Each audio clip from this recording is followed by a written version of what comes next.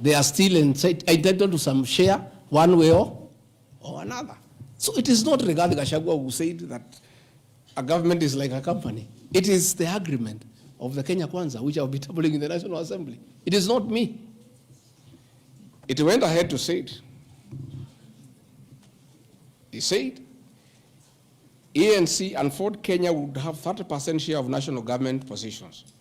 That is cabinet secretaries, principal secretaries, high commissioners, ambassadors, diplomatic and consular representatives, chairpersons of state corporations, directors of state corporations, chairpersons and commissions of constitutional commissions, provided the 30% share is to be shared equally between the ANC and Ford Kenya.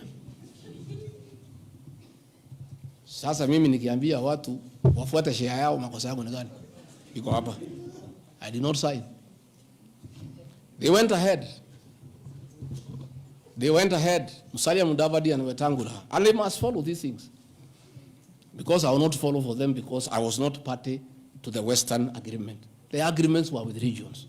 So when people say I'm dividing regions, I'm simply following the Kenya Kwanza agreement of the way it was debated. They went ahead and said, Article 22 of sharing agreement set out a list of priority projects which Kenya Kwanza would endeavor to fulfill in the ANC and Ford Kenya strongholds of Western Kenya between 2022 to 2027 on a priority basis. Musalia Mudavadi and Wetangula signed a package for Western Kenya. I've never had anybody call them tribalists, but they signed an agreement demanding for Western Kenya. They demanded, and it was agreed it will be done. Completion of all incomplete or stored bitumen roads.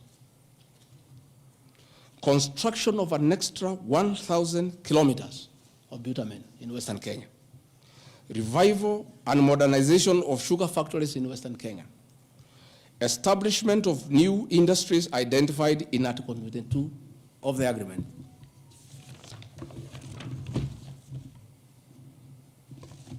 Ladies and gentlemen, this is the Kenya Kwanza agreement on shareholding. What crime has Rigathi Gachagua committed to be impeached by saying what President William Ruto appended his signature to, with Musalia Mudavadi and Wetangula who will preside over my impeachment? In shareholding by virtue of the provisions of the third schedule of the Political Parties Act, the constituent parties of Kenya Kwanza Coalition entered into various agreements which were deposited with the Speaker of the National Assembly and the Speaker of the Senate for purposes of Article 108 of the Constitution of Kenya. 16.2, the following were members, parties of Kenya Kwanza: UDA, ANC, Ford Kenya, PAR, Farmers Party, Chama cha Kazi, Communist Party, Economic Freedom Party, the Service Party, Tujibebe wa Kenya Party, Umoja na Maendeleo Party of Kenya, and the Democratic Party of Kenya. In accordance with provisions of Clause 3E of Schedule 5 of the Political Parties Act, each of the agreements contained in a power-sharing development agenda for certain regions in Kenya. I attach here copies of the said agreement. I'll give you the Kenya Kwanza agreement so that you know when I talk about shareholding, I'm not talking about Kenyans, I'm talking about this agreement that was signed by President William Ruto and almost everybody else on how power will be shared. I've never talked about sharing resources.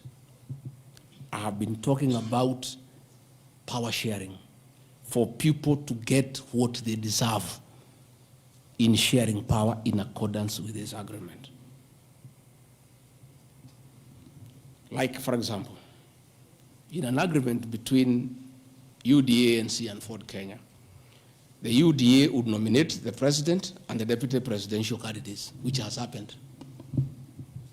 I got my share, although I have no share certificate.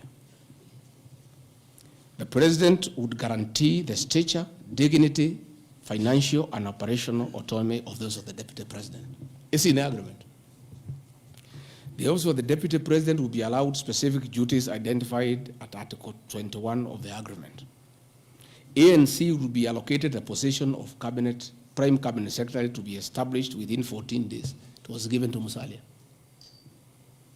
The Office of the Deputy President Rigathi Gachagua addressed the political climate surrounding his upcoming impeachment proceedings set for today.